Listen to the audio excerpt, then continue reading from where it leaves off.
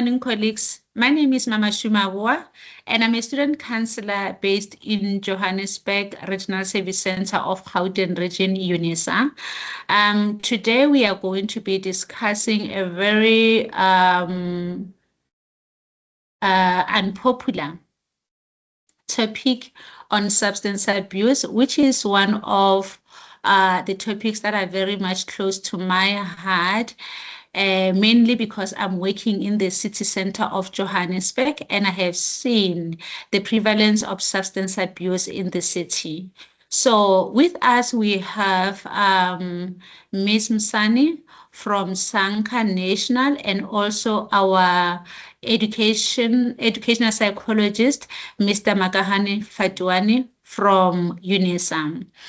And amongst us, we also have one of our interns, Miss Nkadimeng, who is also going to be overseeing the whole podcast for us today. Today is the 22nd of October, 2025.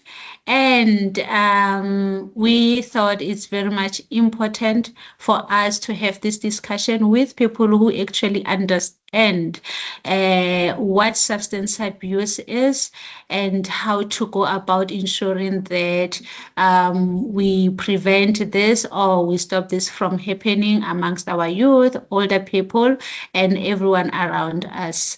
We understand that, substance abuse might affect you either directly or indirectly through the people that you love, through yourself as a person, and also through everybody that you come across in the journey of your life. So getting to understand exactly what this is all about, it can help us to eliminate the prevalence of this substance abuse, to ensure that at the end of the day, we live in a free substance abuse country. As I said, we have Ms. Thembi Msani from Sanka, and we also have Mr. Makahane Fatwani, who is a UNISA student counselor, and also, he's an educational psychologist. I believe that he also understands the mental effects of substance abuse. My name is Fatwan Makahane, a student counselor and an educational psychologist, and also a registered counselor. I think I shouldn't forget that, because that is the thing which might have helped me, because being a registered counselor, it has been a long journey than being an educational psychologist. And that's why I've learned about all these things in the process. And from my studies, I was doing this. I'm an educational psychologist at UNISA Ekurhuleni, and I also run a private practice in Benoni. And I've been dealing with this issue of mental health together with the issue of substance abuse and codependency, which is the biggest issue with this.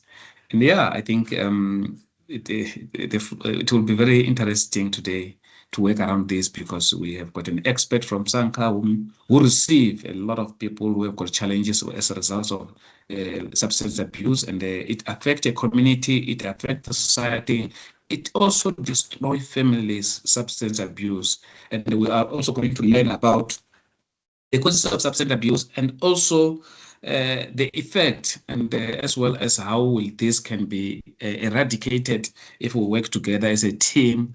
And then, yeah, that's how I can introduce myself. Yes, I work at UNISA, as well as I've already explained, as already mentioned above there, as a student counselor, which we deal with all academic, personal, and career counseling, which include all those kind of things as well. Thank you very much.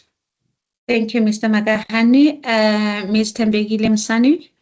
Good morning, colleagues. Thank you so much for the opportunity and allowing us to be part of this podcast, to be able to educate the society when we are referring to substance use disorders, as has been classified under the DSM-5 since 2013, that this is no longer a social ill kind of a problem, but more of a chronic brain disease kind of substance that we are dealing with, whether it's alcohol, whether it's drugs, whether it's illicit or licit. So thank you so much to my colleagues in the room.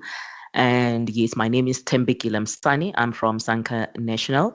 I am the treatment and the training coordinator, where my responsibility specifically is to ensure that as we have 32 clinics as a Sanka group across the country in all 9 provinces, where it consists of inpatient, outpatient, and community-based, whether non-medical or with a medical component. And we are mainly primarily responsible for making sure that we work from an evidence-based practice. As a Sanka, we also are more on advocacy. We do a lot of research that informs our intervention to be able to establish how we need to be able to assist from a young person all the way to an elderly person that we are working with. And yes, our youngest group of people that actually are using substances, we are looking at about 3 and 4 year olds, which then really jogs our memory and really puts us in a tight position to be able to make sure that we start looking more at a primary level, at the kindergarten level, where we are actually able to work with ECD teachers to ensure that we educate young children about substance use disorder. So Sanka actually is turning 70 next year. So it's been in existence for almost, 69 years to be precise right now. And we have been dealing, yes, with a lot of substances of addiction, not only from alcohol or substance, but also rather from, we've seen a lot of sex addiction, gambling addiction, pornography addiction, eating disorders, which is a spectrum that we've been working with. And the main one, as we just came also from the September month, the fetal alcohol spectrum disorder, which is where we're really looking at women who are pregnant, who are using alcohol or substance, which affects the baby from the conception. And this is something that we have been really advocating for and making sure that we raise awareness. So we do a lot of prevention work where we work with the communities. We consist of a multidisciplinary team from medical doctors, psychiatrists, psychologists, social workers, addiction counselors, and also field workers, also known as volunteers, where we make sure that we work from a holistic approach. And we are actually currently having a study in partnership and collaboration with UNISA around, underage drinking with our young people across the country. It's still actually underway right now as I speak with you, with Professor Schoeman from UNISA. And we, as I indicated earlier, that we are much more into research to inform our intervention, as we are seeing that the prevalence of substances is growing, is escalating. There's a lot of new substances that we are seeing. Vaping has also become, prevalent in our young people currently. And those are some of the things that we need to keep abreast at all the time to make sure that, we are also following the global standard. We also do collect data as Sanka through the SAKENDU, also known as the Medical Research Council, where all the CBOs, all the NPOs, all the private rehabilitation and state rehabilitation in the country of South Africa, where we populate our data to ensure that how many people do we get to treat as inpatient or outpatient. And this is something that we are really currently doing as Sanka. We are also much big into mentorship, where we are mentoring a lot of CBOs or NPOs that work with substance use disorder in order for them to ensure compliance following the Substance Abuse Act of 2008 to ensure that they are a licensed treatment facility, because we do also are governed and regulated by the National Drug Master Plan, which we are also inviting all of our stakeholders, including UNISA, to be part of the Central Drug Authority Summit that is coming on the 26th and the 27th of November, because that's where we are saying that let us put policy into practice. Let us implement our National Drug Master Plan. What exactly do we need to do when it comes to substances? So that's basically the work that we do as Sanka. We do. I'm excited to hear that we have an educational psychologist, because we work a lot with the basic and higher education. Currently, right now, reviewing the curriculum in terms of how we can incorporate substance use disorder into the curriculum, into the schools, and how we can be able to ensure that young people are actually educated around substance use disorder. Thank you. Thank you so much, Ms. Msani. And you have actually brought in a whole lot of information with regard to your organization, what you do, and also, where you want to see yourself. You sound to be very much passionate about the kind of work that you are doing, and we are very much happy, especially like you mentioned that, we have seen the use of substance escalating from just something so small, and now with the new vaping thing, and which someone will think that is just a small thing. And because they normally would say they take it for enjoyment purposes, but at the same time we've actually have seen people struggling with breathing, and some actually die from such kind of things. But just to take us a little bit back with regard to the use of substance, or what is actually substance abuse is.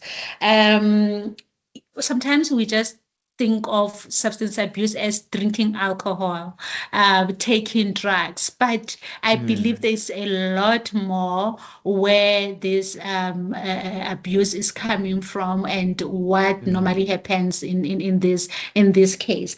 As if you are explaining it, and this is not only for Ms. Msani, also for our educational psychologist. As if you're explaining it to a 3-year-old child, what would you say substance abuse is? And normally, where do we see it from? Like, from which ages to which ages can we say that it's actually happening? Yeah, maybe we can take it from this angle because you spoke about explaining to the 3-year-old. So those ones, they need a concrete stuff to use them, perhaps to take, but we do not want to scare them in such a way that perhaps when we are giving them sweets, we say a substance like this, when you use this excessively, you become addicted and so on. It needs a concrete way. But let me try to put it this way. Substance abuse, as you are asking the question, what is substance abuse? It's a excessive or overuse of either legal substance like alcohol. Alcohol is allowed, everyone can do that. But there are people who are genetically inclined to have a situation whereby they cannot control themselves. Some are due to stress, some are due to a lot of things that we can think about. So it's all about excessive use of substance, which some of them that are harmless, but because they are overused, they become harmful. So it can become a harmful use of substance. We're talking about alcohol, which we know that it's a legal drug. We're talking about maybe headache medication like a grandpa, Disprin, and so on. Those are allowed to be used. But when you are excessive using them, you reach a tolerant stage whereby you end up also graduate, because everything that we do in life, you end up graduating and you become to use a other kind of a substance. And some people, when talk about substance abuse, they only think about illegal drugs like cocaine, wunga, and all those other drugs. But even the legal drugs, sometimes they become a substance because they are still a substance, but overuse of them, it become harmful to the human body and the human brain. That's where we can talk about the issue of substance abuse as an excessive use as of drugs which are legal or illegal drugs. But at the same time, we can start from the angle of legal drugs, like I've mentioned, the headache medication, painkillers, and so on. Somebody end up using them because they've reached a tolerance. So 2 of those no longer give them what they're looking for. They add, they become 3. They add, they become 4. So those alone can also lead them to addiction. Because when we talk about abuse, we mustn't forget about the aftermath of abuse, which is part of the addiction. I will leave it to my colleague to expatiate on it. Thank you very much. Yeah, I think maybe just to add on to that, to what you were saying, that when we are dealing with a child, it is quite of importance to remember that we are also regulated by the Children's Act, that informs us that, the child has the right, to care, to health, to be able to make sure that they grow up from a very healthy environment in our society. So lately with our interventions, what we are doing when we are explaining to children is that yes, drugs or alcohol, they do affect in terms of how your brain actually develops. And obviously, if you are talking to toddlers at that age, we utilize our program called Boogie Woogie or the Puppet, whereby we are able to communicate to the child at the language they'll be able to understand the risks and the severity of what we are trying to translate to them. And this is something that is quite very important to say when we're explaining drugs to them, is that it will affect how your brain works, how you concentrate, how you focus. And remember, in this country, up until you reach the age of 18, it is actually illegal, for you as a young person to actually be consuming, obviously, substances, whether, as my colleague said, legal or, illicit. Those are the things that we need to make sure that young children get to understand, that you do not actually take a drink, from a table that you don't even know who it belongs to. We encourage family members and parents not to send children to go buy alcohol for them. And, if you are coming from a home where a parent is owning a liquor outlet, those are the conversations that we need to really have with children about the danger of the chemical that alcohol consists of, because alcohol, it is the primary, substances that is actually severely consumed in the country. So as a child, you need to make sure that, as my colleague said, we don't use scare tactics or shock therapy, as we call it in psychology. We actually make sure that we educate the child to understand right and wrong and the risk and the consequences if they do engage in alcohol. Looking more, as I indicated, family values. That's where we need to strengthen it. So that has been some of our strategy currently, especially if we are explaining it to young people through a puppet show so that they can be relatable. We have a lot of cartoons in the country, and that the young people are actually, we also use the mascot as well, because we know at that age, if you're coming in dressed like Oris, dressed like anything like a mascot, children will be excited. And that's how we first grab their attention in order for us to educate them. Thank you so much. Thank you. So obviously, this means that there is no one left out in understanding what substance abuse is, and especially from Sanka perspective, especially for the fact that you are dealing with everybody. And in our case, because we are in an institution of higher learning, of course, somehow would say our focus should be on them because we want to see them graduating and stuff like that. But then, just as a follow-up question or out of interest, based on gender and age, who takes substance more in our country? Yeah, I think maybe she will differ with me because she has got statistic, but I will use my own thinking. Maybe perhaps let's start with I want to add on the issue of parents. I think she's mentioned something very interesting. Parents taking alcohol and so on. I think monkey see, monkey do. So as parents, you think it's very interesting or it's good for you to drink at home. And you are drinking, sometimes you leave your alcohol there in the fridge when you are absent. Kids wanted to test what really is it that my dad like. Understand? So therefore, it's very important for some people to realize that I don't want to scare people, but it has been proven that what you stop people from doing, they do it. They mostly do it. So avoid trying to think that drinking at home, not drinking wherever you are, it's doing good for the kids. It's not doing good for the kids. Sometimes kids copy from what you are doing. Let me leave that and let me go back to the issue of statistic.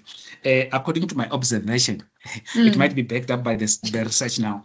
Recently, female has surpassed men when it comes to drinking. Maybe because I'm not saying it because I'm a male here in the group. Maybe because we have got a majority of people in the country, in the world, are female. But we have realized that I think not so long when I was checking with traffic department. They were stopping a lot of females cars. Most of the female cars were driving themselves, and the majority of them, they were one way abusing alcohol. I'm not talking about drugs. I'm talking about alcohol specifically here. So people mustn't get me wrong. And I'm not saying I don't know why you asked that question. Because it's gonna bring another debate. But my observation as well in my life and in my practice, I have observed that majority of people who come to that alcohol abusers are female, and this alone doesn't end there. The GBV we're talking about is as a result of increase of alcohol intake from both genders, all right? And once people are consuming much of the alcohol, it led them to GBV. Of course, we know that the target of the GBV are female and the people who have got disabilities or the elders. But at the same time, I, for one, when it comes to this question, I stick with the issue that female recently, they have surpassed their brothers and their fathers when it comes to alcohol consumption. But I'll hear my colleague here who might be having the stats that you can bring on the table. Thank you very much. Of course. Yes, no, absolutely. Sorry, you can go, Ms. Msani. Yes, no, thank you. Yes, I concur. Even when we did a project with the Department of Transport, working with them on roadblocks and motor vehicle accidents, that is a true reflection of the current status in our country, where a lot of females are consuming a lot of alcohol.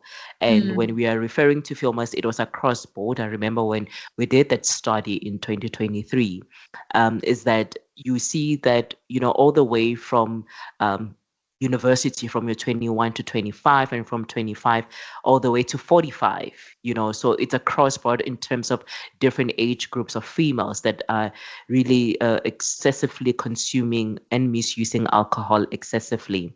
And then, but when it comes, yes, to drugs, obviously, whether illicit or illicit drugs, we are really seeing, obviously, in our clinics, most of the people that we admit, it's your males that are dominating in terms of accessing treatment, that are seeking treatment. It will be males. So with males, I always say women are silent, addicts. Yes. Yes. Yeah. Unfortunately, that's the kind of prevalence that we are currently seeing, that we see less women. We are about seeing 20% of women and 80% of males coming through, regardless of the alcohol intake increasing, which my colleagues rightfully said, it links, yes, to gender-based violence and femicide. And that is something that we're actually currently seeing. So in our study, in terms of our data that we've collected for the past 5 years, is that we are actually more youth dominant. So most of the majority of our patients are actually young people, and specifically from the age group of 18 to around 35, and then then your younger adult, your adults from 35 to 45, then obviously across board. But majority of the people, the pool of our people that we are servicing in terms of treatment, it is young people in the country. When it comes to alcohol, it's female. When it comes to drugs, it's male that are actually at a high rate. Yeah.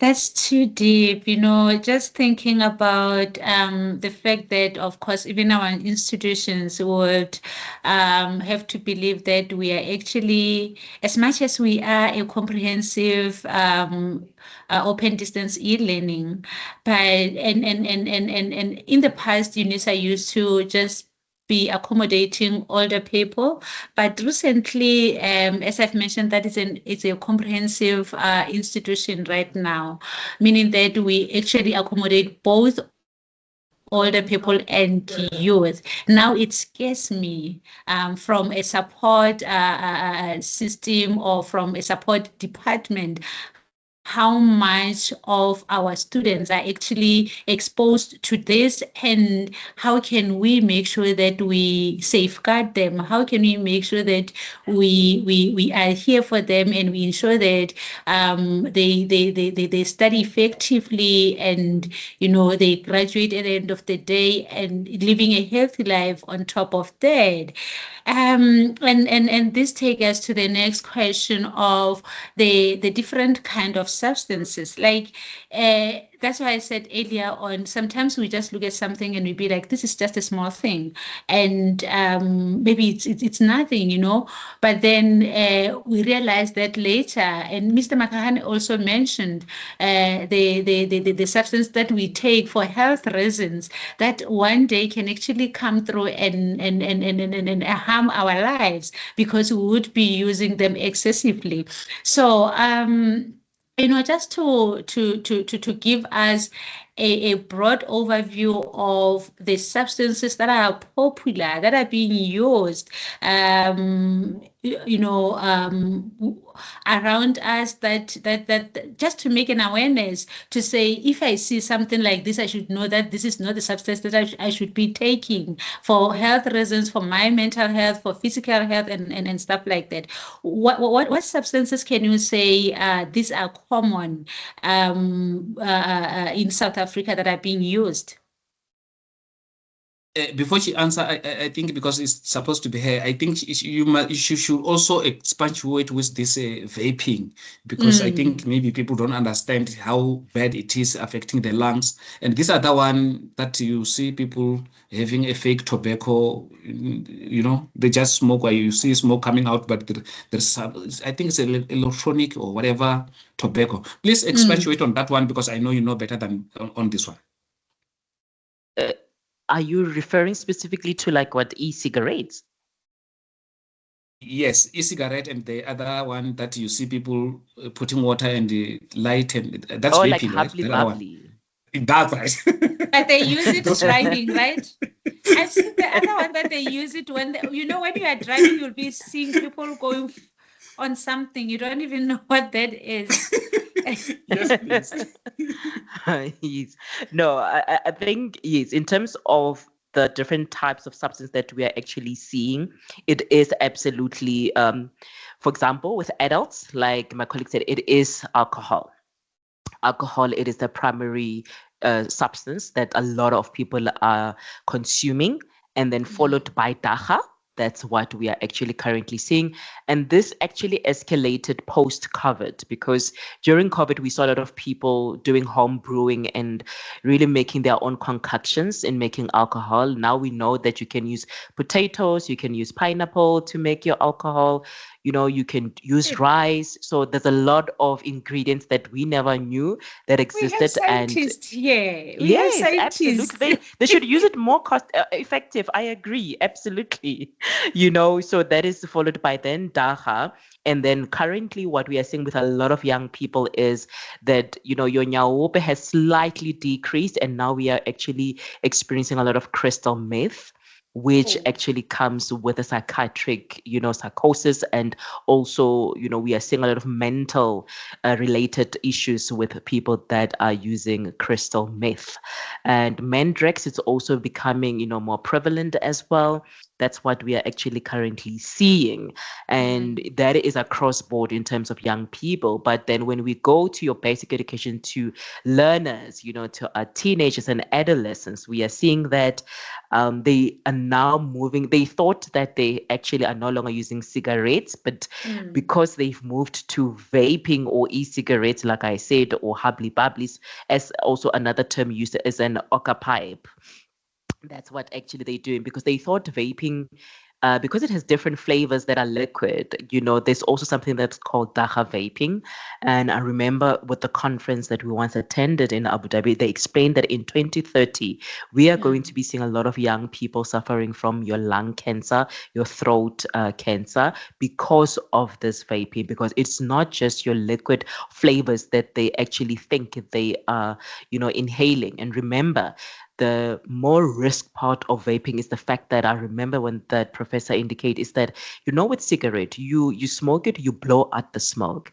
With vaping and your hookah pipes, you are actually consuming the smoke in your mouth. You hold it in. That's where the danger is. And that's a lot of what a lot of young people don't actually realize, that I don't know if you guys have seen the smoke of vaping or hookah Right, that's pipe a when you are around lot. them. And it's been glamorous. Mm, Exactly. It's like, oh my gosh, you just walked into a smoked room, like a sauna room, yeah. and that's exactly how it appears. And that is actually where a lot of the things are actually problematic. I know specifically with the Hubbly Bubbly, they've got this flavor called the shisha. They call it the Mm, shisha. Because of the water pipe vaping in it. And remember, everyone actually, inhale from the same pipe. There's another thing. So you are also looking at the risk of hepatitis B and C that comes with that because we are all just sharing the same pipe, inhaling and just sniffing this particular harmful chemical that is actually taking place. So even mm, with vaping, it's exactly the same thing. So there isn't a lot of difference in terms of vaping and Hubbly Bubbly. The difference with vaping is that it is an electronic device, and then obviously with your Hubbly Bubbly, it's sort of like a water pipe, and mm, that's where it is. And sometimes with the Hubbly Bubbly, you do get some non-tobacco mixtures with it.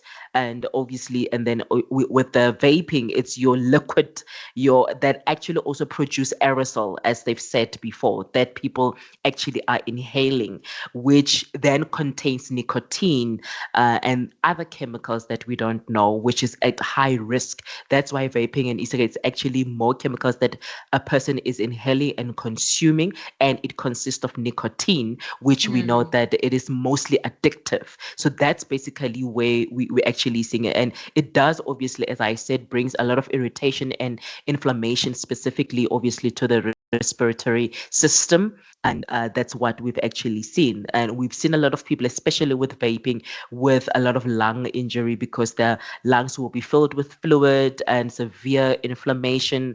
And most of them, sometimes they have bronchitis, or asthma on a long run. Hence, mm. the study was showing that by 2030, a lot of these young people will suffer from your asthmas, from your lung cancer, throat cancer. So you can already see that we thought cigarette, we've dealt with cigarette, and they became creative, as well, to say, how do we then become more still trending in terms of the industry? And that's basically Mm, what we are seeing, because it's more glamorized. You find it in parties, you find it in even the universities. You do see a lot of young people sitting in their corners. Some of them are walking around it. I mean, even the regulating this in our country, we don't even have a restricted age regulatory that says only a person from this age can use it. So you see that everybody can be able to buy it. Online is the mm, biggest problem, because we see a lot of parents coming to us to say, Tembi, you know what, my child actually ordered this via different delivery companies. online, And yeah. yes, so Mm, that mm, is problematic to be able to control, and we don't have the control system yet in the country, as well as we had with when we saw the decriminalization, when they say you can have your own plants at the back room of your yard without mm. properly informing people about exactly what is the procedure. Yeah, when you said the use of nyaope is actually going down, I wanted to say let's clap once, clap twice. And I didn't know actually Uh, that we are not winning no, because there's also no. there's also something coming through that is being glamorized, and Mm, you are correct when you say the use of Habli, it's everywhere. You go into a very nice restaurant where you have your kids with, and you just walk in, and there's a smoking area, but you see, the mm. restaurant personnel going up and down with the Habli, and there is Yes. no, you know, like there's just too much exposure on such as well, because how do I walk in as a parent? I will go into a restaurant that I believe should be, for cater for young kids. I cannot just take them into a bar. I cannot just take them into a club or something like that. But then I would be choosing the restaurant thinking that, okay, no, this one is actually good for our kids. And you walk in there, then you see the hubbly bubbly going up and down in the smoking area and stuff like that. It's a challenge. And the other thing that you also mentioned that is actually also interesting is the issue of the online purchases. Those ones, I think somewhere, somehow, it's not only the company, yes, they are doing it, but our kids are so naughty. They'll be coming through and be like, Mama, can I have your ID? Can I have your ID? Because I want to order things online and they say I need to be 18 and above. And when are you thinking, I know, maybe he's just ordering some game things and whatnot. But then the one mistake that we normally will do as parents is not to make the follow-ups. And this, for you to actually highlight it, it also calls up on us as parents to be proactive in this kind of matters and be there and see exactly what is happening with our children's online chats and cards and their purchases, because we give them so much freedom thinking that they've got this can't we are heading to a disaster. Thank you so much for that, and also for bringing this to light. Like I said, it's something that we overlook, but somehow we need to be proactive. Just getting back to our topic today, substance abuse, with UNISA and Sanka. We also, have some common causes of substance abuse. And I think somehow, when we started, Mr. Makahani mentioned a little bit of such. And now we just want to, try to expand on that, to say what actually causes this. What are the things that most of the time we can say, man, I'm going into this. I'm going to give an example of something that most of the time people will ask me if I'm drinking, and I'll be like, no, I'm not drinking. And they say, have you never tasted alcohol before? And I'll be like, maybe through kisses, maybe through I remember I had a brother that used to drink alcohol, and one day I just grabbed his glass, and as I was drinking, I realized that there's alcohol. I thought it was Coke, and I realized that there was alcohol inside it. So this is the only explanation that I give when it comes to drinking, to say, have I ever tasted alcohol or not? So I don't know if I should say I have tasted alcohol through kisses or through such incident. So but then the causes, people start drinking or start using substances or start excessively using substances because of certain things that happen. What are these? What causes this? Yeah, I think perhaps before I answer that, I would love to also talk about there is those other, I think my colleague knows them, those other sweets which are laced with dagga. And even the cookies, they are laced with dagga, and it's the cause of addiction to the youth. And then, those kind of things. Maybe perhaps when we are wrapping up at the end, that she can also elaborate on that. Maybe she's aware of them.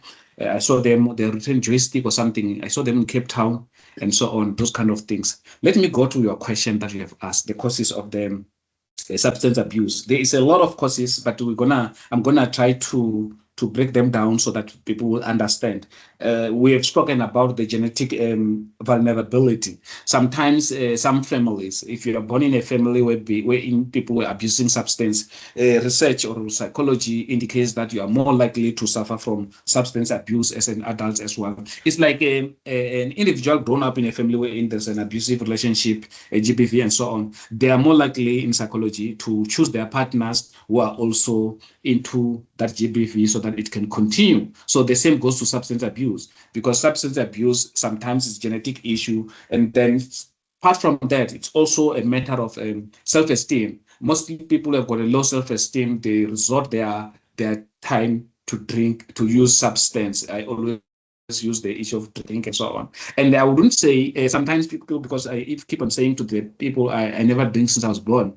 And I would never say I never tested alcohol, because some of the food that I eat in restaurants, they lace them with alcohol for their own good, all right? And they don't tell us in the ingredients that here there is alcohol, please don't test.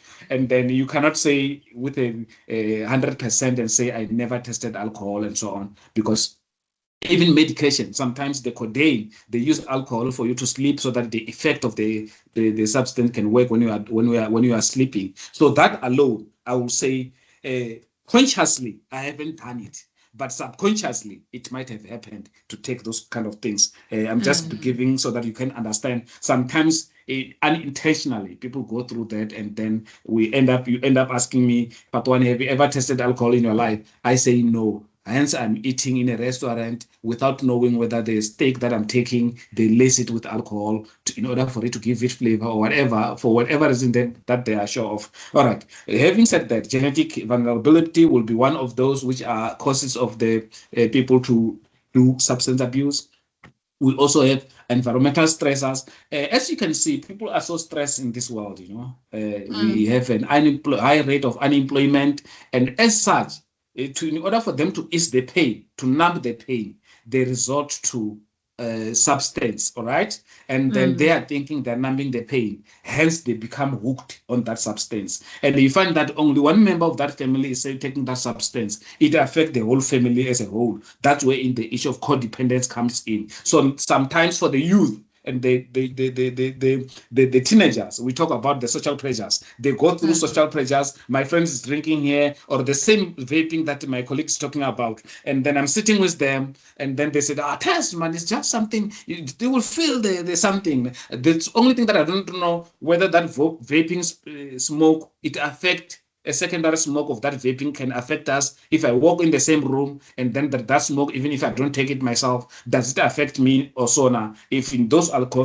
electronic cigarette, the way you call it, I don't even know its name, does it affect me, that smoke now, as a secondary smoking person? So maybe those are the kind of things, maybe with the research you might tell us about that. Then we also have the issue of individual personality. Sometimes some characteristics of some individual personality, some people are more vulnerable to take those substances. Sometimes they're numbing the trauma that they went through. Some people have gone through rape, some people have gone through accident, and those things, they come back every now and then. They take a substance as a substitute for what they're going through. So that's why it's not easy for us to just blame them. Why are you into substance and so on? We need to understand the root cause of what they're going through.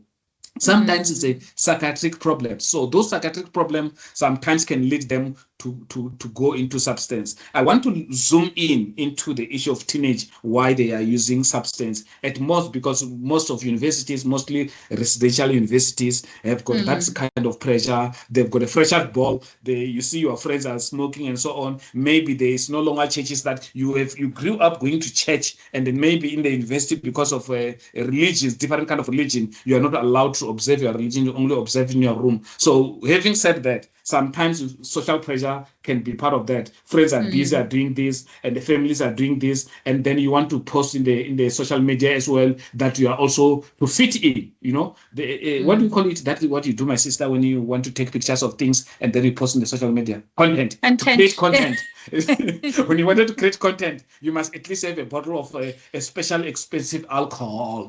Those are the pressures that people go through. The influence of culture and society. Then there's a family gathering there. Sometimes there's a free use of substance. Everyone is doing it. My parents cannot watch me when I'm doing it because we are in a family gathering and we are going to sleep here. They won't even see me. So the pressure comes in. You are into alcohol and you test it. It's very sweet. You test that drug. It's very sweet from the onset, but they don't tell you the long-term effect of that thing that you are taking. Sometimes it's about curiosity. You take it under curiosity. Let me test this just for this moment. Maybe things are going to be different. Then you are hooked into the things. The desire to be themselves. Sometimes you wanted to not to be like your father. Your father is a pastor. Your mother is a deaconess and so on. I don't want to be like them. I want to be me, because people told you that you need to be you. And your parents are keep on telling you that I don't want you to be like me. I want you to be like you. And to be you then think about doing things which are out of ordinary. You start to be taking different types of drugs. And then if you have remember, she has mentioned the issue of vaping and so on. I'm sticking on this vaping because it looks like it's innocent, but the outcome is very big. She spoke about the issue of the breathing issue, the lungs issue, and so on. People only want immediate gratification, but they forgot about what can happen 5 years later. 2030 might look very far, but when you are in trouble, that 2030 will look like it's tomorrow. So, in fact, to avoid that, start thinking about changing your lifestyle. Start thinking about looking after this body. The lot of money that the government is providing is going into, if you can ask her, there are a lot of people that they're helping who have got cancer, because Sanka is dealing with people who have got cancer, and most of them, it's tobacco or smoking issues. Then those people in 2030, we are going to redirect all the funds which are supposed to go to other things to go to look after people who have got something that we told them in advance, and then talking about awareness, stop this, stop that, stop this vaping and so on, and then it may affect them, and then the money which were directed for something else might be redirected to help them, because there's a health issue. It's not for the only for the family. It becomes a societal issue and the country issue. Yeah. You know, as a community that deals with students, somewhere, somehow, some can actually think of taking these substances for study purposes and be like they are getting energy out of them and those kind of things. But they do actually have their own psychological effects, as well as the physical effects and the financial or social part of it, which we are going to be unpacking going forward. And as we continue, I just want to, check with both of you on the financial, physical, social, and emotional and psychological effects of substance abuse.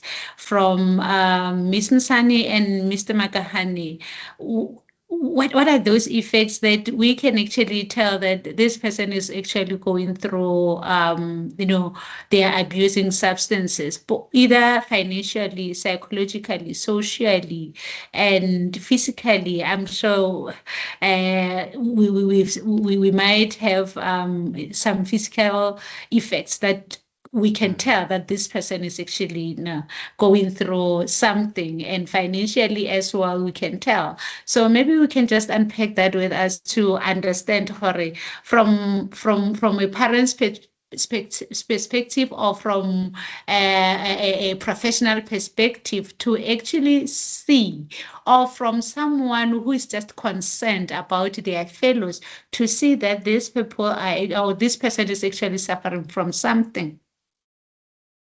Yes, no, thank you so much. I think my colleague has really said a mouthful. And before I forget, a point that he raised is around the secondhand smoking, which is still prevalent.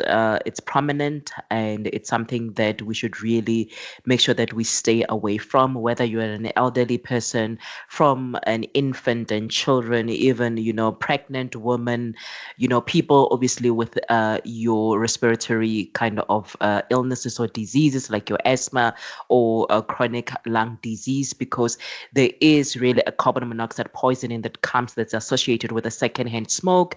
Sometimes you might experience headaches, dizziness. Some of the patients that we've seen, they will tell you that they're feeling obnoxious or nausea, whenever they are around people. Some people struggle to breathe because obviously they've got asthma. Even people with sinusitis, it is problematic from you inhaling a secondhand smoke.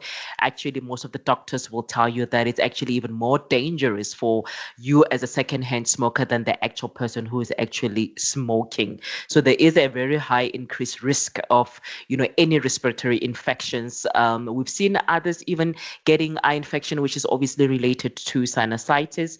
But obviously that's why we always say, as much as we don't have laws that are actually binding people to be cautious in terms of whether you are using vaping or hubbly bubbly, or at least we've got cigarette sections. But with vaping and hubbly bubbly, sometimes they're just smoking in the open, and those are some of the regulations that we really need to start to think around to say what would be best moving forward to even protect us as a society from a public health point of view. And that's what we need to look at, the environment. How do we make sure that our environment is a safe space? And then it's just really coming through in terms of the effects. My colleague spoke about predisposition. Yes, we do have seen a lot of family bloodline cycles continuing, from generation to generation, from umkhulu to ugogo, then umalume. We always have this thing that abomalume, we always know you'll find him somewhere. Yes, that kind of culture. It's something that we've seen that is also a challenge for most of the patients that we've seen. And we've also walked a path of where we're beginning to see the body becoming tolerant to that particular substance, whether it's alcohol, whether it's substance. That's where actually the addiction process starts. So when we talk about, the different stages and process of addiction, we're looking at, you start first by consuming 1 glass of wine.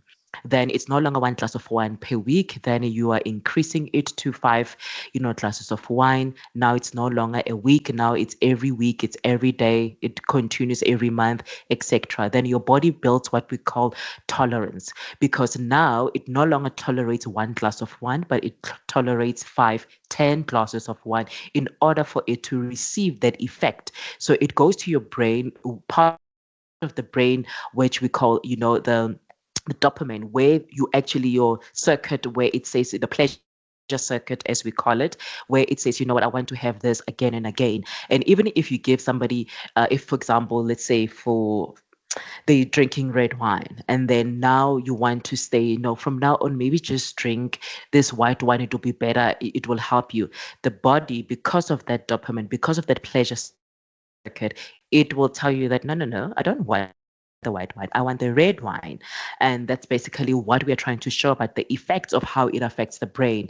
Remember, addiction is 80% psychological and 20% physical. So that's why we see most of our patients struggling the most. And that's why we focus a lot on the psychological effect of it, so that people can be able to understand, how this tolerance started to build in their body, in their system, and then they became dependent now. Now that's where now the dependency process also begins, because now you can no longer go a day, a week, or a month, or a year without drinking alcohol and without taking a certain amount of specific substances, or whether it's alcohol that you are consuming. So the body becomes dependent on that. Hence, we have our campaign every year towards, as we're commemorating the June 26th, called Kick Your Habit, to be able to educate a lot of people that, remember, each and every one of us here has a particular addiction. It can be coffee. If you don't take a coffee in the morning, what happens? People will say, I love my chicken wings. Others, it's chocolates. Others, it's cell phone. Others, you name it, So we know that everything that you consume or that you do extremely, excessively, it has a consequence. It can actually be food. It doesn't necessarily only can be alcohol. And that's why it was classified from 2013 under the DSM-5 that we have mild, moderate to severe substance use disorder. So we no longer actually utilize the terminology called substance abuse. We normally now say substance use disorder, because now it is classified under the DSM-5, which it is then, what we're calling a mental disorder. And sometimes when you speak to people, the disorder always comes as if somebody disabled, and a lot of people like, but this person did themselves. They've been drinking since I know them. How come Umalume Yena, he's been drinking for 20 odd years, but he's never went to rehab? And our immune systems are different. What works for you might not work for the next person. If the doctor gives you this, people are allergic to penicillin. So the doctors know that not all antibiotics will work for everybody. So we always say that addiction, it is a process also to recover. People should not have this high expectation as if you're taking antibiotics in 7 days or 5 days, you'd be good to go with some of your symptoms that are gone. Addiction, that's why we call it a recovery is a lifestyle. It's a lifestyle change, psychologically, mentally, emotionally, physically. You need to be able to transform yourself. That's where we are seeing it. And also it links to your question, besides the psychological part, the social part, we see a lot of people withdrawn, especially young people. They use drugs specifically to gain more confidence, their self-esteem, because now bayazi ukushela umuntu manje, now they're able to, go out for that particular girl, or they're able to stand in front of people. We see a lot of your stimulant kind of drugs like your cocaine, your heroin, with most of our influencers, celebrities, where a lot of, especially with the entertainment industry, where people perform long out hours and they would need something to keep them going, from one gig to the other. Your call center agents as well. We've seen that a lot. People in the corporate, your marketing space as well. They will tell you that the industry is a dark kind of industry. It's like a squid game. We are out to get you so that I can move to the next phase. That's what most of the patients will tell you. So it affects people socially, obviously. People become cold. We no longer have culture in the workplace. The workplace, it's like, you are there to be interrogated. They are out to get you. People no longer have interpersonal skills. People don't know how to communicate with each other anymore. People lose interest. They no longer love their hobbies, what they used to love doing. They no longer are creative. And obviously, from a financial point of view, it affects, an individual. It affects a family. It affects, obviously, in terms of their lifestyle as well, whereby we see, I've remember that one of the patients that I've treated actually said to me, Tembe, I've spent 1 million in my addiction. And that is something shocking. You think, oh my God, how do you get to a meter? That's impossible, but it is something that is a reality for a lot of our patients that we actually get to see. People lose their jobs because in the workplace, yes, as much as there is alcohol and drug policy, they allow you to be assisted for a certain period of time.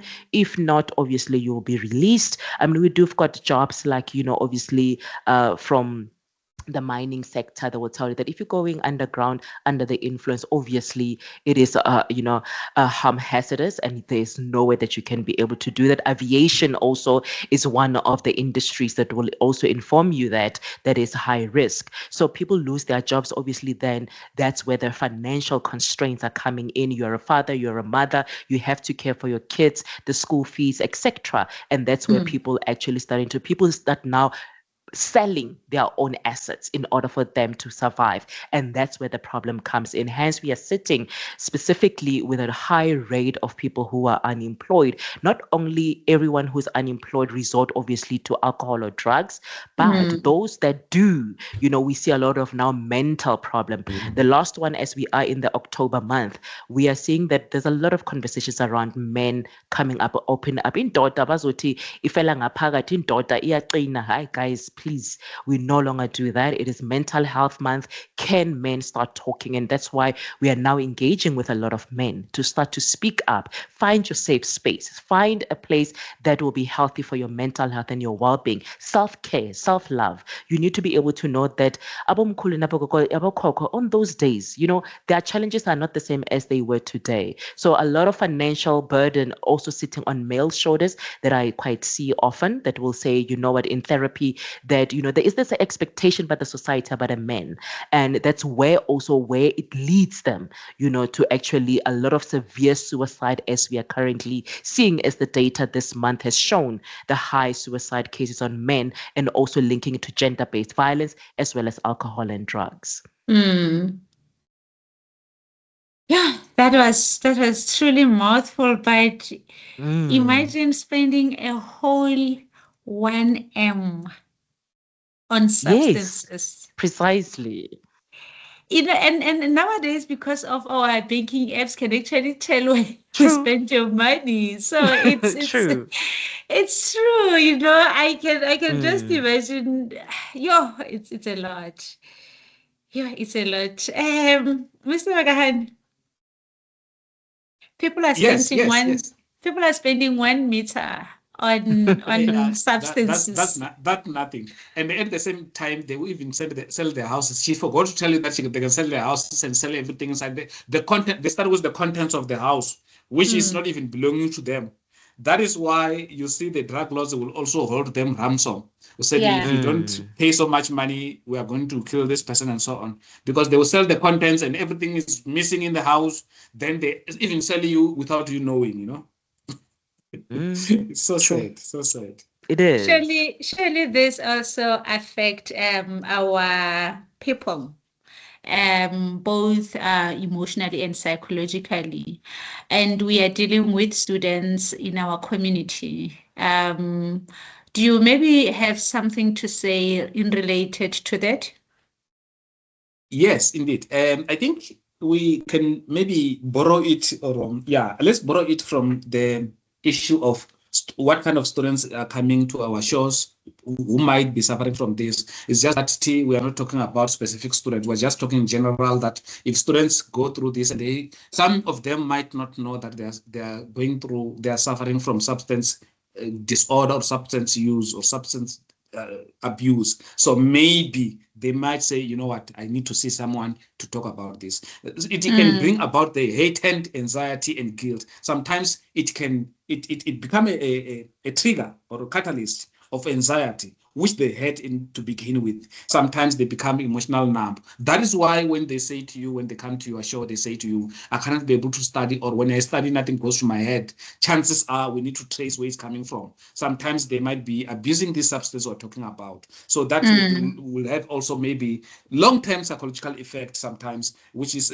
withdrawal symptoms. They cannot even study, fighting with family members, fighting with lectures, sending lectures, some irrelevant emails, fighting, because of their lack of time management as such. There's a lot of things that we can embed in there. Let's look at the issue maybe of depression. Sometimes you find that the use of substance increase the likelihood of depression. It can also lead to conduct problems, wherein we've got the people who have got conduct disorder. Then it can also lead to different types of personality disorders that somebody can show. Sometimes because of depression, it can lead to suicide thoughts, thinking about ending my life, feeling like I'm worthless as an individual. There's nothing I can bring in the family. Families are fighting me day in, day out because of your use of some substance. That can also lead to attempted suicides because you said, let me try this. Under the influence of substance, it's easier for you to attempt suicide because you won't feel anything and it becomes easy. If you check, if you can come ahead again, you may find that majority of those people who committed suicide, maybe 80% or 60% or so, they were under the influence of substance. Why? It becomes easy to think about doing those things because you are under the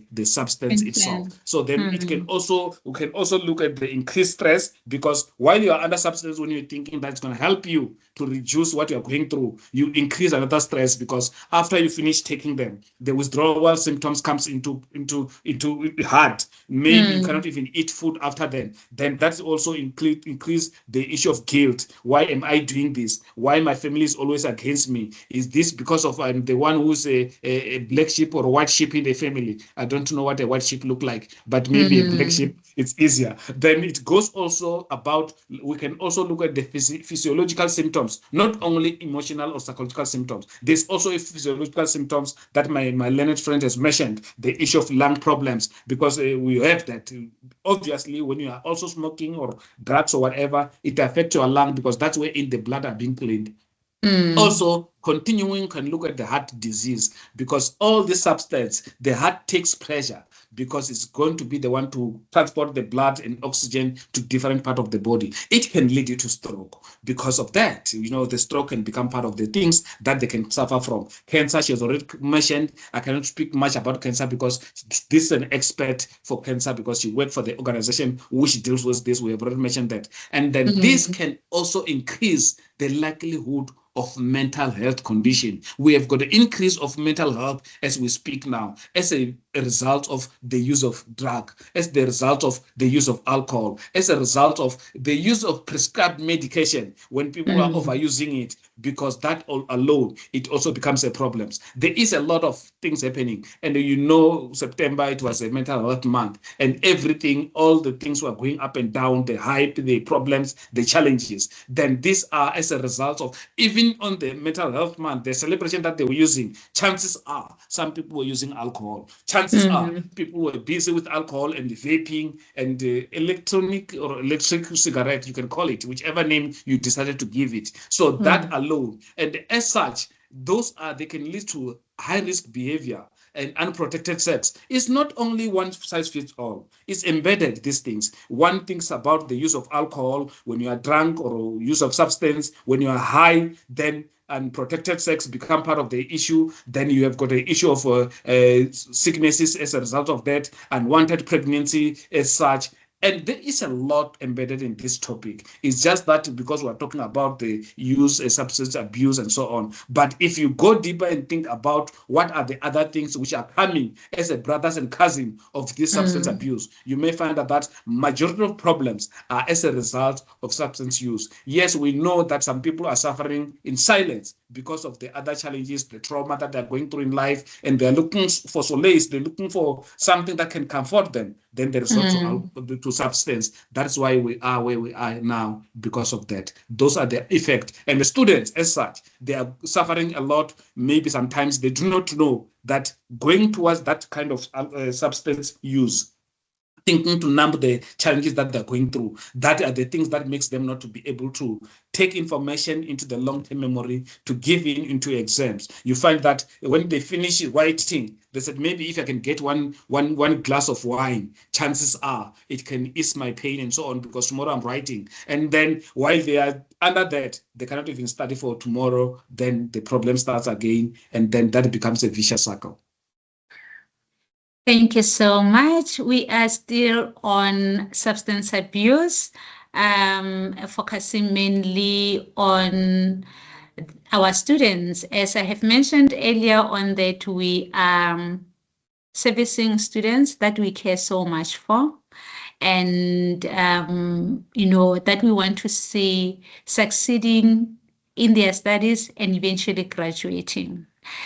And one way or another, we are being affected either by taking the substances or being in close contact with someone who is taking them.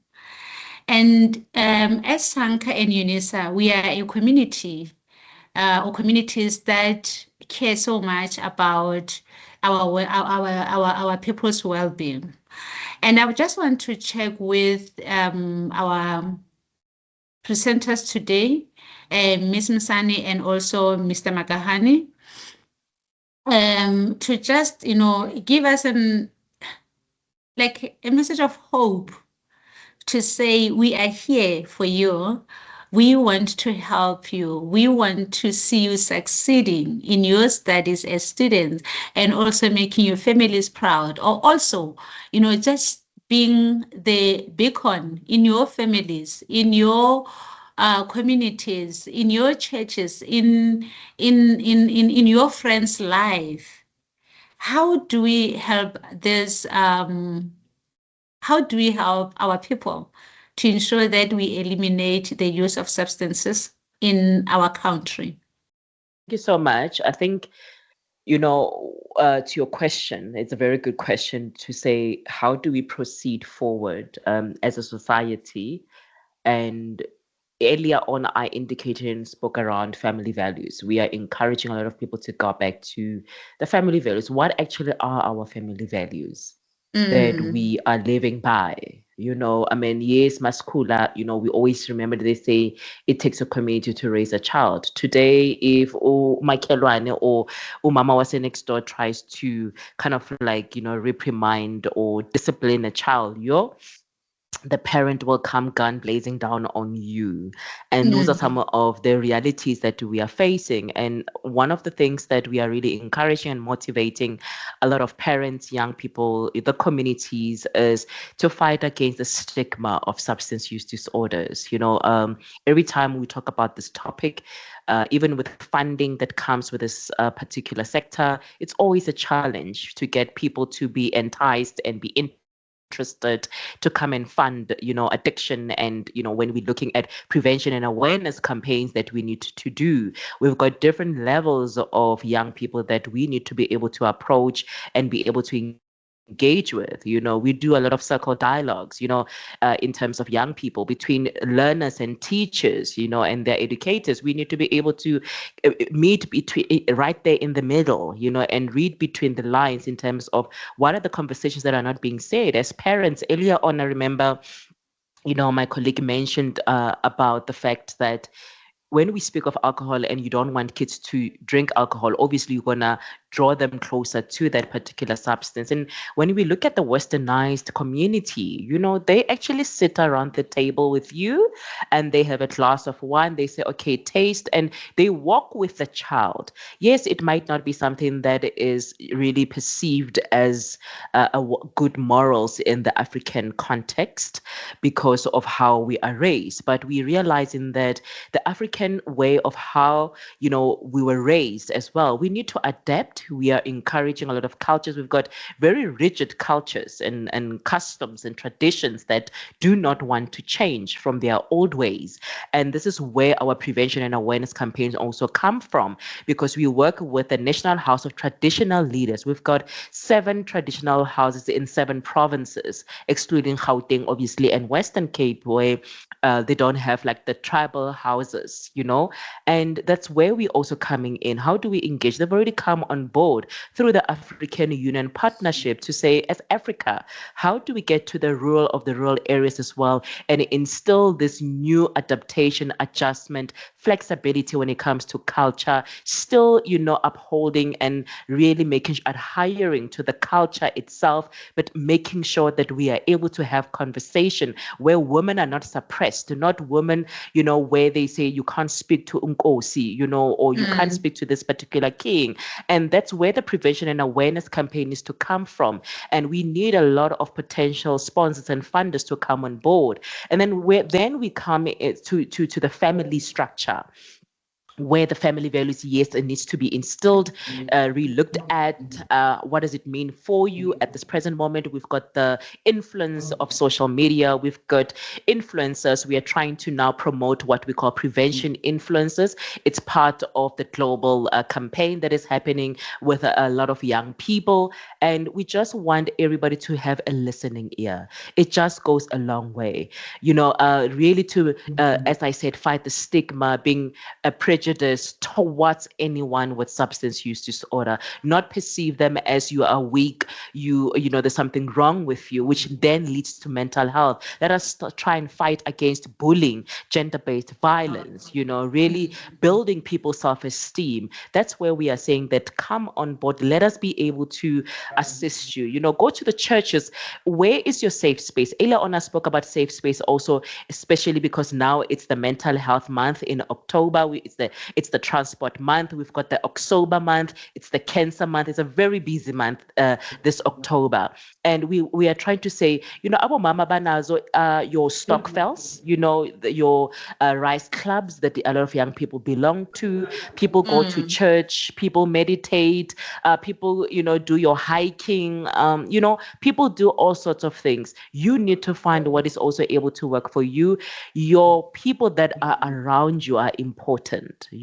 As we always know, that if I'm going to be hanging around people that are going to influence me in a negative way, even if I say, guys, you know what, I don't want to drink, but I can still go to the party with you, then you are perceived as an outsider. So we encourage a lot of young people to have their own personal identity. We're seeing a lot of young men, especially in high school to varsity, who are struggling with their own personal identity because they are raised from single parenthood and, there is no father figure. Others, there's no mother figure. So there's a lot of challenges that a lot of people are going through lately.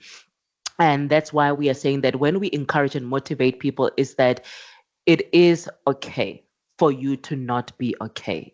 It is okay for you to acknowledge that today I'm not feeling well. I am a little bit sad. I'm actually hurting. I'm experiencing bereavement because I lost a job. I lost a partner, or I lost, my financial stability, or, the one main thing that was my key thing, I've lost it. So those are the things that people need to be self-aware. We need to promote self-care, self-love, be kind to yourself.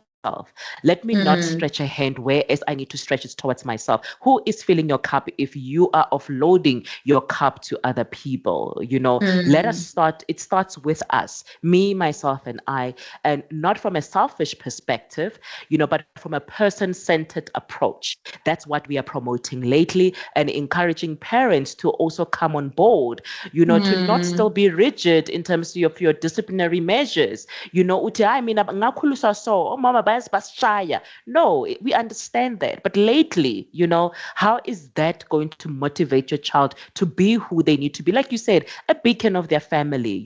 If a child says, I want mm, to go study, law, don't say no. La ekaya, we are all teachers and nurses. That's where you're gonna go. So we are really encouraging and emphasizing a lot on communication. Oh, bantaba mnyama mm, masikhulumeni, guys. I think that is something that is quite of importance, to be able to have that communication channel across board. Ubaba, mm, uma, usisi, ubhuti, uncane. We need to be able to have those mm, conversations at home. It starts there. A child should be able to say, yes, ma'am, today this particular boy touched me in an appropriate way. They shouldn't be scared, or this guy is bullying me. Not say, go back. Now, are you going to allow that? No, shock therapy doesn't work and retaliation doesn't work. We need to be able to understand that. We need to encourage people that even if you don't have funds to go to school, let us see how best you can be able to ask for help. Yes, there is mm. NSFAS. We understand the challenges, but what are the other revenues, channels that are available out there? You can go through UNISA and study part-time and still find a job and be able to pay for your school fees. We need to find creative ways on how we can be able to motivate each other, encourage each other, and tell each other it's okay to not be okay. Thank you Thank so you. much. Before Mr. Magahanu comes through, you said something in your language, ya gore, people should learn to talk. And ke tlo re ka Sepedi sa gešo ke re batho ba baso a re boleleng. And Mr. Magahanu, when you come through to just tell us how UNISA actually help our students, I would also want you to translate that into your mother tongue that you normally would introduce yourself to say, I am fluent in Chivenda, but I can also speak English. That's true. Yeah. You know? Yeah, thank you very much. Yeah. Ariambe batho ba basho. Our students, I think it's very important for you guys to come forward. And then with regards to these kind of things, that is why we have got Sanka in our midst, so that because we deal with the short-term therapy, we have got close to 300,000 students, and we are not, I'm not saying we're short-staffed. It's just that everywhere where you go, they will tell you that we're short-staffed. Even government, you go to this department, we're short-staffed. So we're not worried about the short-staffed and so on, but we need to find a creative way of doing things, like she has said. I think awareness, we have a lot of awareness that we are doing, workshops. I'm happy that you have invited somebody who has got a knowledge and who knows everything. Smsani, please come forward every now and then when we've got projects like this, because we really need you, because our students are the future of this country. Absolutely. And if without having you and helping them now, we are as good as we are working backwards, because we are going to produce academics who are also having into substance because of their stress and so on. And then come the next 15 years, we don't have anyone. We have to borrow academics from other countries for that matter. And I'm saying this because once we need to have a leeway, a way in which we need to refer our students to outside stakeholders, SADC, Sanka, and so on, who can assist our students in a long-term intervention, because our intervention are becoming short now and then. I love the aspect. I want to borrow it from your information. The issue of culture, wherein they said, let's test this alcohol thing. Let's hear what can come out from this, and then it might appear as if it's a Western thing, but this is how things should be. This way, we need to develop a new culture, because things are happening even in our culture that we think things are supposed to be like this, but they're not following it. So how about we come with a new way of saying, we have tried this, it did not work.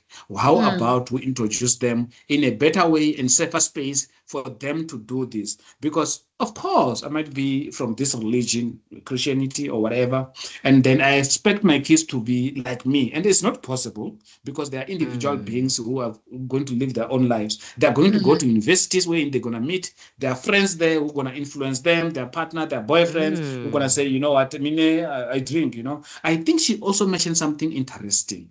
The issue of a single-headed family or child-headed family, if I heard it correctly. These are the cause of the things which are causing this challenge that we're having at the moment.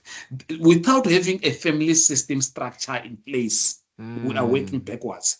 And having said this, I think I need to think about how about looking for a proper mentors in a form of people who are respected in the community. We need to promote the whatever content creators who are really influencers, serious people. Not we talk about he's a celebrity. What kind of things that are you celebrating about them? Why are you not celebrating Patwani, who is a living example in a community? You are talking about somebody who has just a celebrity because of a name. They are drinking and kids are influenced by that person. Why are we not looking for the serious influencers, people who are living large in a community, people are not looking at things which are wrong and doing it. We are talking about this when I was listening to the news this morning, and I think it started yesterday. It's about the gangster in Westbury, in small kids at the age of 13. Imagine somebody knowing how to use a gun.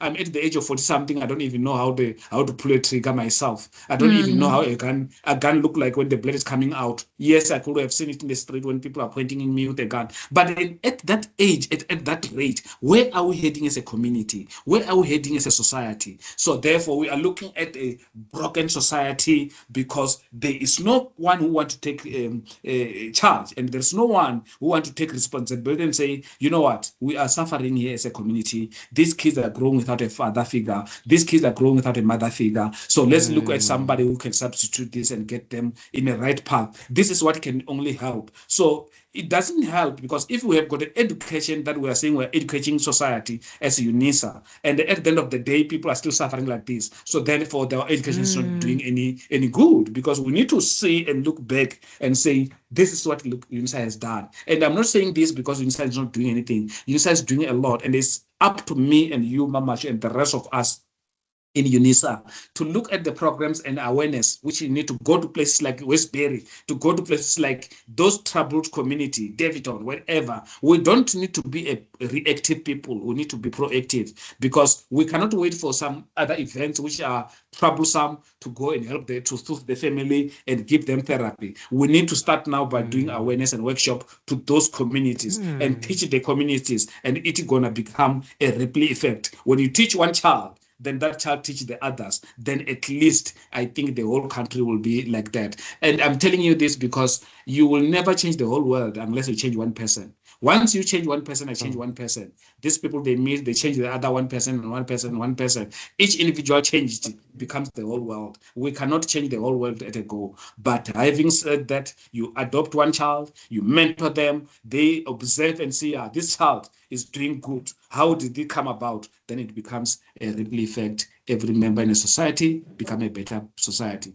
Because losing a child like that, it's going to affect your kids. They won't live in peace, even if they are waking, because they'll be terrorized by those kids that you said, it's not my problems. One problem is everyone's problems, and it has to be a society problems. A family problems is not only a family problems, it becomes a community problems, and it also becomes a society problems, and it becomes a country problems. So we need to look at it head-on collision, all of us. Thank you very much.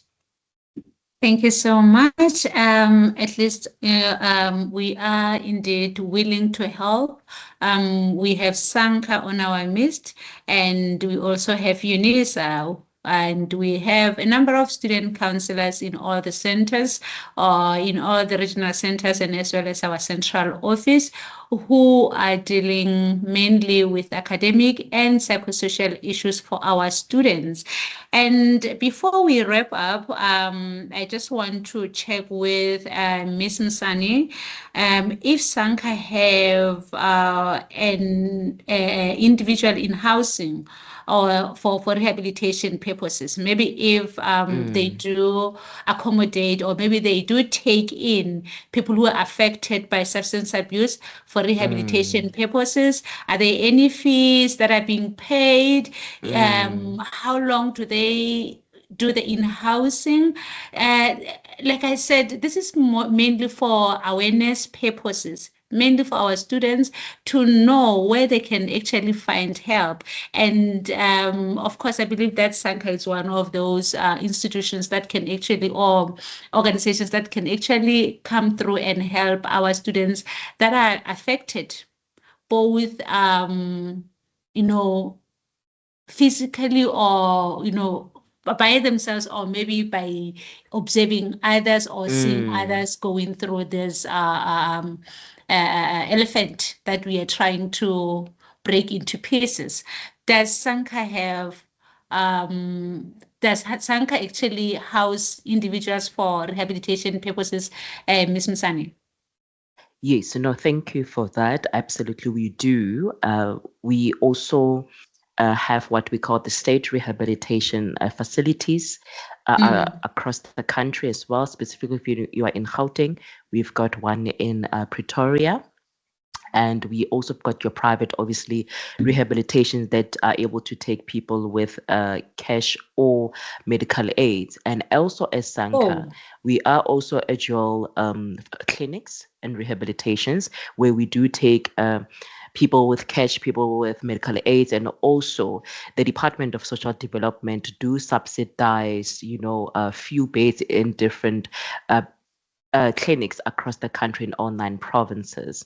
And what happens is that you call in our official landline and also visit our website where you can be able to access our information in terms of the closest rehabilitation clinic that is closer to you. So obviously people will go to sankanational.info and they click in terms of whichever province they are at, then they can be able to be assisted. We also do have a WhatsApp information line that is 076 535 1701, where you can also find out in terms of which clinic you can go to that is nearer to you to be able to get assisted. And our programs vary, in terms of inpatient. We've got inpatient facility, we've got outpatient facilities. So inpatient varies from 4 weeks to 6 weeks. The one that we have, it's at Wedge Garden in Lyndhurst that accommodates people for 3 months, but that only takes males. And so normally what happens is that you would go through the screening, the assessment, so that they can determine whether you do qualify for inpatient or outpatient. There are other people that definitely cannot do inpatient. And then obviously we've got our daycare facility where people come in on a daily basis if they have to receive their medication, therapeutic interventions that need to take place. So there is an inpatient facilities residence where we've got 24-hour medical staff at those clinics to be able to assist most of our patients. It will just depend in terms of which province you are at, because, for example, Limpopo does not have an inpatient facility. So obviously then they refer to the closest, which is like your Pretoria, your Johannesburg. So mainly that's what we actually do. As I said, the fees vary. Obviously, if you're on medical aid, it will depend with the plan. But if you're paying cash, it is quite expensive. I must be honest, you are looking at around 35,000 to 60,000 for your 6 weeks kind of treatment facility. And that's basically what you will be looking at. And then you are able to make financial arrangement prior to that. And the last one, it is the Gauteng Premiers Tswada, the campaign that is taking place.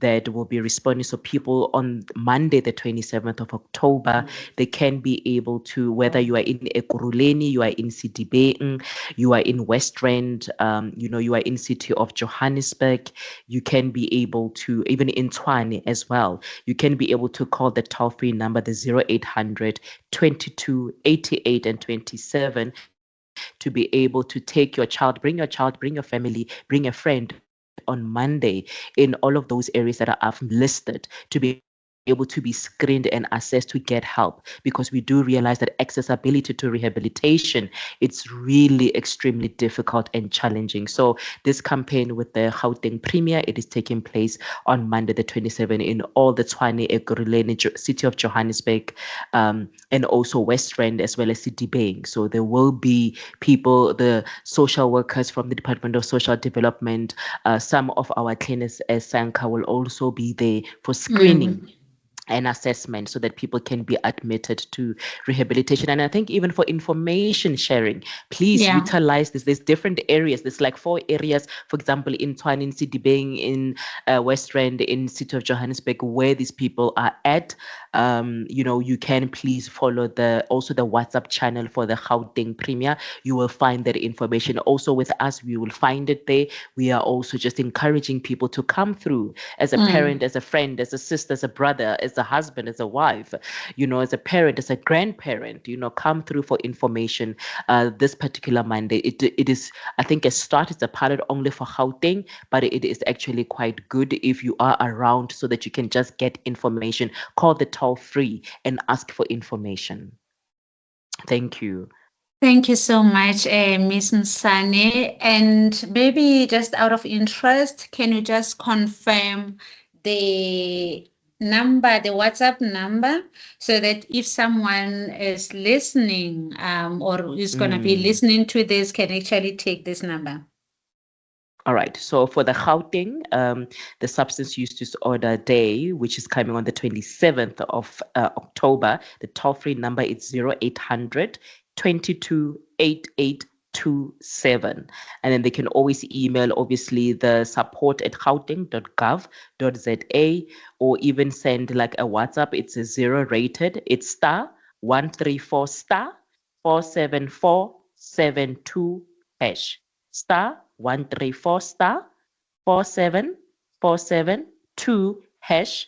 That's what they can use. And then for Sanka as well, for our treatment facility across the country, because this campaign is only for Gauteng, but for Sanka throughout the country in all 9 provinces, our WhatsApp information line is 076 535 1701. You can also find us on our website at sankanational.info, as well as our Facebook. You can also be able to engage with us to link you with the closest Sanka for information. For all the Joburgers and the Gauteng province, please take a look at what's coming on Monday and bring your child.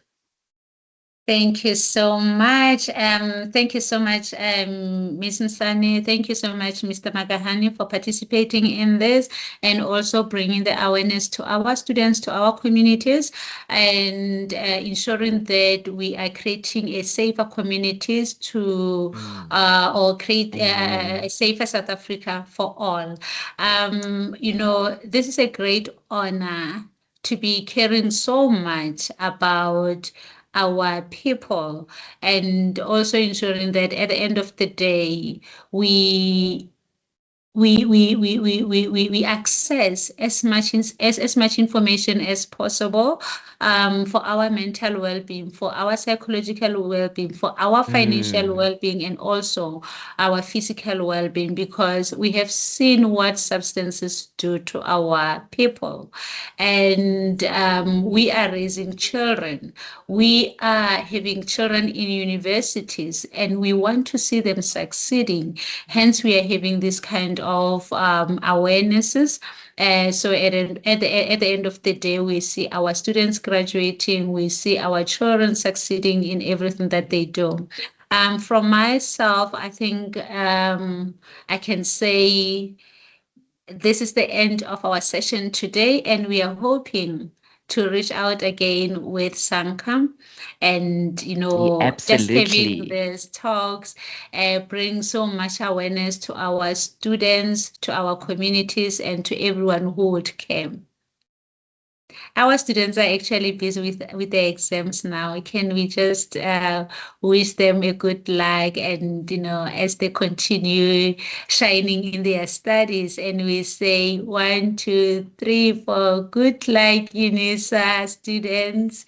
Thank you All Good the so luck, good luck, much. best, UNISA students. Good students. luck, Wishing you the good very luck. best in your Have enough academic time to listen journey. to this, and then it might help you. Or if you are not affected by this, or a family member, share it with somebody else. Thank you very Mm. much.